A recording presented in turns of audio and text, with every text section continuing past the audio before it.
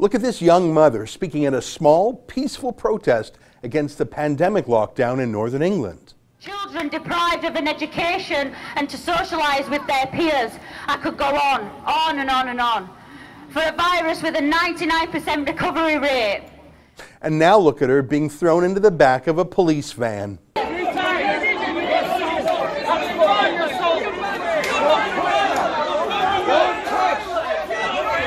What on earth is happening to the United Kingdom? We'll tell you the awful story, and then we'll tell you how you can help her fight back. That young lady is Amy Stewart. She's 30 years old, a single mom with 2 kids. And this summer, after the lockdown, she started giving little speeches around Yorkshire. This one was a few weeks back in the city of Sheffield. She told me it's the first time she's ever done anything political. But then one day, something disturbing started to happen to her. A policeman started sending her text messages to her personal cell phone, just aggressively creeping her. Text message, a phone call, text message again. Amy never replied. Why should she? Well, the cops started getting a bit aggressive. Here's one message he sent. This is on Amy's cell phone. Hi, Amy. Hope you are well. My name is Mark Rothery. I am a police liaison officer for West Yorkshire Police, and I work with organizations to help have their say. Oh, really? Is that what police do? I don't think police are actually needed by British citizens who want to have a say. That's more the sort of thing you'd expect to hear from police in Iran or China. Then that cop mentions an upcoming peaceful protest, and he says, I can help with this. You might be the wrong person, but hoping you can help me out to make sure everything is safe in these silly times. Many thanks, Mark. Just a friendly friend, this cop. You can even call him Mark. In these silly times, he's just looking to help Amy have her say, but safely.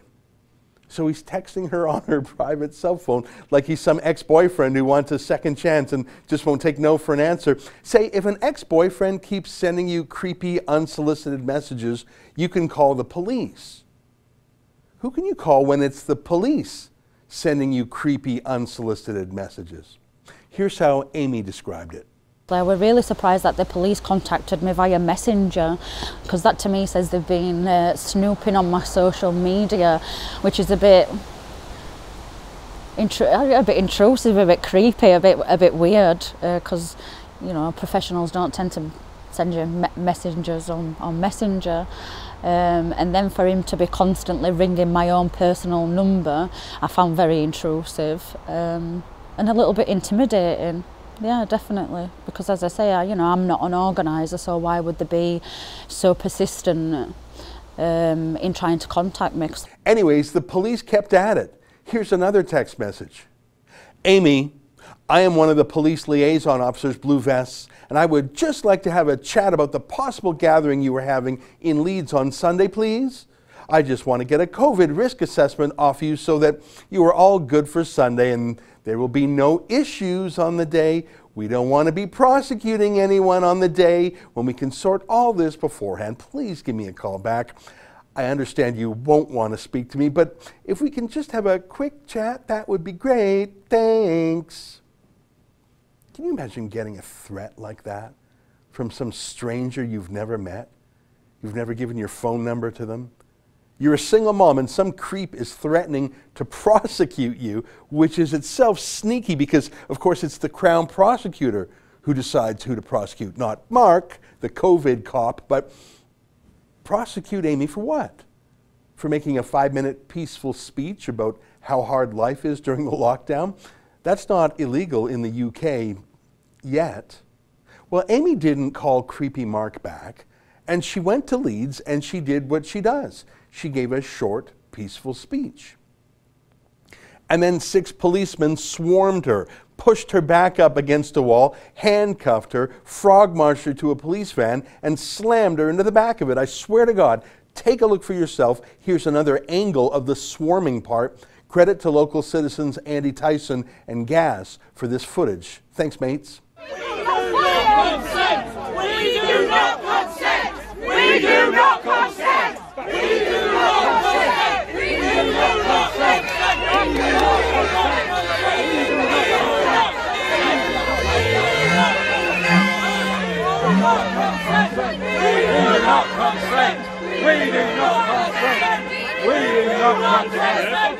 It's sort of hard to see her from that angle because she's about a foot shorter than the police and she weighs about 100 pounds less than they do.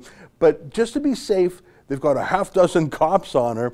I love the chant from the other citizens, "We do not consent." It's true. The British police are murdering their reputation by allowing themselves to become politicized and to be turned against the people. They used to be the most respected police in the world.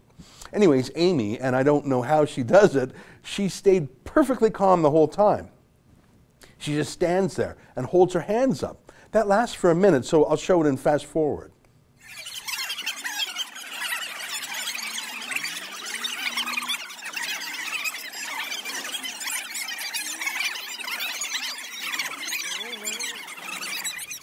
And then they arrest her. Why? And incredibly, they handcuff her. Why? I mean, besides the obvious, to intimidate her, to humiliate her, they were probably stunned that a young mom didn't immediately cave in when the cops started harassing her at home. And then they were probably stunned even more when they surrounded that same mom, pushed her back up against the wall, and she didn't break down in tears. That's surely what they were hoping for, to break her. They did not. So they handcuffed her. Again, why? Was she a risk of violence to herself or others? Was she going to run away? There was no reason to handcuff her, to manhandle her, other than to spite her, to break her will, and to make an example of her. What a disgrace. Watch them do it. Watch them bully her. You did. What? Sorry? Scumbags. Why?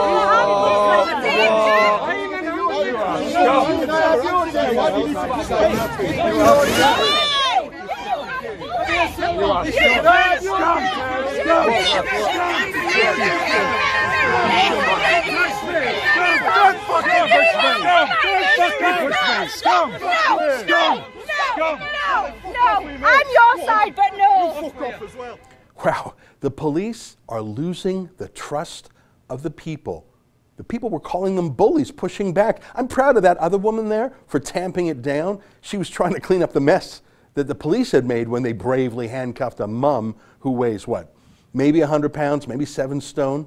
Here's some more. Defend my common rights as a living man. Leave it alone. You're antagonising this. You're antagonising this. You walk away. Go away. You're antagonising it. Swear to God, mate. You fuck Carry off. on. Fucking scumbag. I am sick of you abusing your powers. I'm sick of you abusing your powers, mate. Well, look what they're doing. That guy is sick of the police abusing their powers. Oh, he didn't know the half of it. At one point, a cop just starts randomly pepper spraying people in the face. Just randomly. And here's where Amy gets shoved in the back of the police van.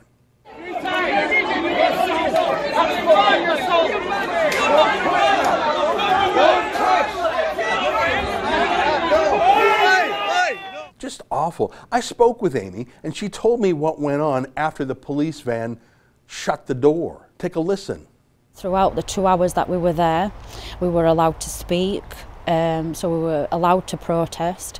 It was only then at the end of the protest in the last half hour that the Blue Vest officer informed us that if we didn't comply to the group of 6, then they would be coming down and arresting and fining speakers. I did inform the crowd of what was going to happen, and they did start getting into the groups of 6. So it come to 2 o'clock and the event was ending, and we went to walk into town to do some leafleting.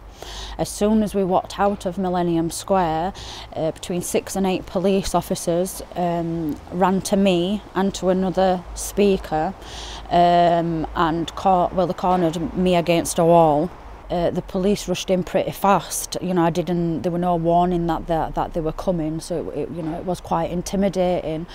I couldn't move. They were very close to me. It was very uncomfortable. At this point, the officer was trying to ask me my name, ask me my address, and read me my rights. But at this point, I stayed silent because, to my knowledge, I hadn't broken any laws. There was no crime committed, there was no victim, so I stayed silent. We were there for around 3 to 5 minutes with the police officer trying to speak to me. It was quite rowdy because, as you can imagine, the people that were there were angry at their, well, it's unlawful, isn't it, what they're doing? It's not good. So then, because I wasn't complying and I wasn't speaking, they then arrested me and took me to the van. They were quite heavy-handed with the handcuffs, to the point of twisting my arm up, walking on the way to the van. And when I got in the van, the sergeant actually said to me, do you realise the biggest conspiracy theorist in Ukraine has died of COVID-19, you stupid, swear word, you stupid bitch. That's what he said to me in the back of the van. But again, I remained silent. How do you feel about watching this shocking arrest? They were obviously targeting her, creeping her on the phone, swarming her, handcuffing her. For what? You know, I think they were messing with the wrong Yorkshire mother. No, this will not silence me at all. No way. No, it's not in me. It's not within my being to be silenced. No, not at all. I can't tell you why. I don't know why. It's just in me. It just pushes you even more, because again, it's social injustice. Why should I be silenced through bullying? And it is, that's what it is, it's bullying. I was basically kidnapped off at the street. You know, why should we stay silent about that? You know, we tell people to speak out and tell your stories and share. So yeah, I'll be doing that, because it's yeah, I won't stand for it. We won't stand for it, the people won't stand for it. Well, I didn't know about any of this story until Amy reached out to us at Rebel News through our website, fightthefines.co.uk. We agreed to tell her story and to help her fight back with a lawyer. We've been doing this throughout the lockdown in other countries, here in Canada and down in Australia. We've provided lawyers in those countries to more than a dozen people who have received outrageous fines and other mistreatment. And now we've got a great law firm in Manchester that's agreed to help with lawyers on standby in London too. We're going to fight for Amy. There's no way she could afford a fine of up to £10,000. But there's also no way she can afford a lawyer to fight it. Well, that's why we're going to crowdfund it. With being a single mum of two young boys and not working at the moment, to be given a fine of up to £10,000 would just, it wouldn't be doable. It wouldn't be doable at all. So to have the support from Rebel News is just, it's immense, and I'm very overwhelmed and eternally grateful, definitely. You're welcome, Amy. Amy is on bail conditions now. She has literally been banned from the entire city centre of Leeds. At the moment, I'm on bail until the 8th of November. My bail conditions are not to go in Leeds city centre, which is anything within the Ring Road, which I think is a bit strange. Why I can't enter a whole city. I wasn't given a reason why. I was on bail for further inquiries, further investigations, so I'm not quite sure on what's going to happen at bail. So they're either going to, they'll re-bail me for more further inquiries, or they'll charge me either with a fine or for court. Amy has to attend the police station this weekend to find out if they're going to charge her. Given how brutal they were at the peaceful demo, I'm guessing they are going to charge her. So we connected Amy to our Fight the Fines lawyer, Daniel Burke. He's going to take the case. I spoke with Daniel about it. Here's some of that conversation. Daniel, first of all, thank you for taking this case. I know that Amy's in good hands. When I saw the video of her being arrested, she's physically a small woman, maybe 100 pounds. She's surrounded by 5 burly cops who wrench her arms behind her back, handcuff her, and take her off in a wagon. That felt heavy-handed to me. This whole thing feels heavy-handed. What did it look like to you, a UK lawyer? Well, hi, Ezra. I mean, the video is not pleasant watching. As you say, she's a diminutive woman, and the arrest did appear to be heavy-handed. Obviously, we need to look at whether there was even a necessity for arrest, but she has been arrested, and that's the facts as they stand, and has been bailed to the 8th of November. The police hopefully will have made a decision about what they propose to do by that date.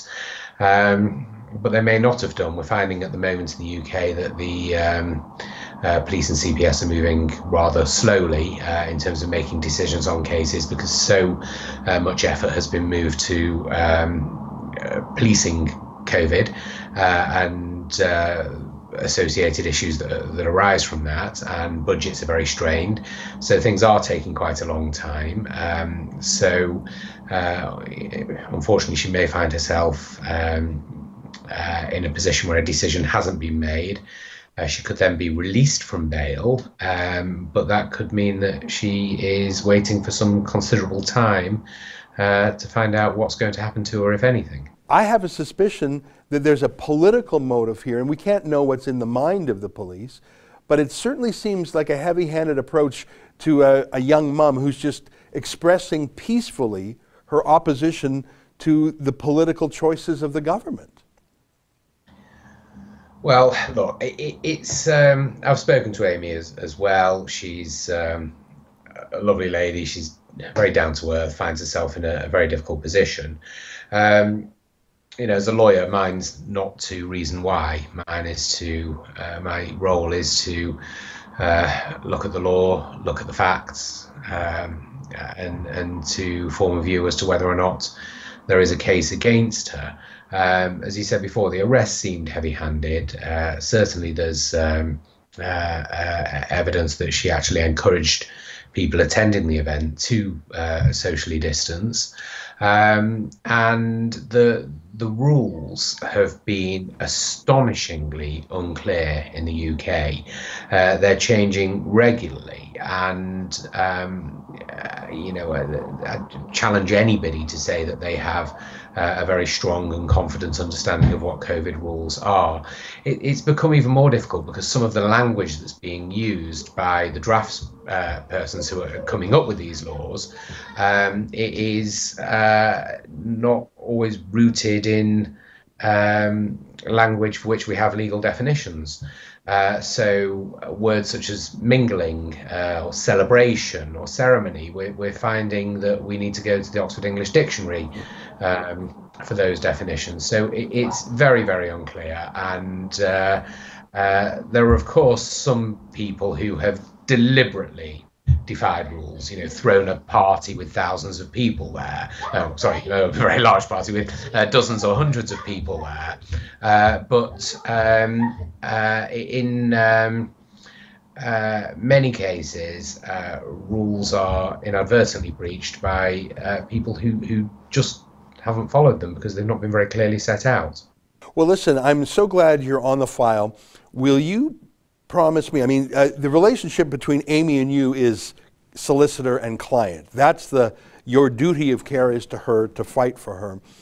But Rebel News viewers in the United Kingdom and around the world, we want to know that you're going to do everything you can to fight for her rights and defend her, because I think you could make all the difference. I think the police were counting on her being a single mom who can't afford either to pay the fine or to hire a lawyer, and thus she would just stay at home forever, I suppose.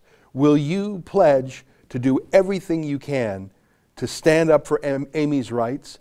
And I want to get more cases of more Brits who have been unfairly and unreasonably fined and ticketed, arrested. Can you be her champion? Well, Ezra, I mean, there's many things that we can't promise. You know, we can't promise successful outcomes on cases, for example. What I can promise is, you know, we do our best. And as you said, you know, my duty in this case is not to agree or disagree with COVID rules or with the actions of Amy. My role is to act in her best interests and do my very best for her. And I sincerely hope that comes along with a very positive result for her. Well, Daniel, I know you from previous civil liberties work and public interest work, and I know that she's in good hands. Thank you for taking this case, and we look forward to you representing her and giving her the legal assistance she otherwise couldn't afford. Good luck, my friend. Thank you, Ezra. All right, thank you. That's Daniel Burke from 3D Solicitors in Manchester. I feel really good about Daniel taking this case, and I just love Amy's attitude. I genuinely don't know where she gets all of her courage from. I'm just a normal mum. you know, like anybody else would be, you know, just a normal person within society, only that we've just got a strong sense of social justice. I'm fed up, I've had enough of the control, of the oppression, of the tyranny, you know, not just for me, because, you know, I hadn't suffered as much as other people within this lockdown, but there's people in this lockdown that have suffered immensely, having to die on their own, losing their businesses, suicides going through the roof, children pushed into abuse, you know, not only that, but as human rights being taken away from us left, right and centre. That's amazing, Amy. We've got your back. We'll fight this all the way. But my friends, we need your help. I don't know how hard the police intend to prosecute Amy. They certainly seem to be trying to make an example out of her. But Amy's got a fighting spirit, and Daniel Burke is an excellent lawyer who's taking this case very seriously, as you can tell. All we need is you. We need your help. Please help us crowdfund the legal expenses to fight for Amy. Go to fightthefines.co.uk to see the text messages from the police and to read the ticket Amy received. And while you're there, please chip in whatever you can, whether it's a tenner or £100. I know Amy is so grateful for the help. Without Rebel News, I wouldn't be able to afford a top lawyer, no. So that's why I'm really grateful for everybody that's chipped in for Fight the Fines. Thank you. Amy, I know I speak for everyone when I say you are welcome. It's us who thank you for your courage. Hey, do you know someone else who has received an unreasonable pandemic fine and wants to fight it just like Amy does? Let us know about them. Go to fightthefines.co.uk and fill out the form to tell us your story. We review every case and we'll take those that we can. And while you're at that website, please chip in a few pounds to help Amy. Thanks, my friends. Visit fightthefines.co.uk. We're fighting back for Amy and other Brits who have been wrongfully penalized during the pandemic lockdown. To learn more and to help out, visit fightthefines.co.uk.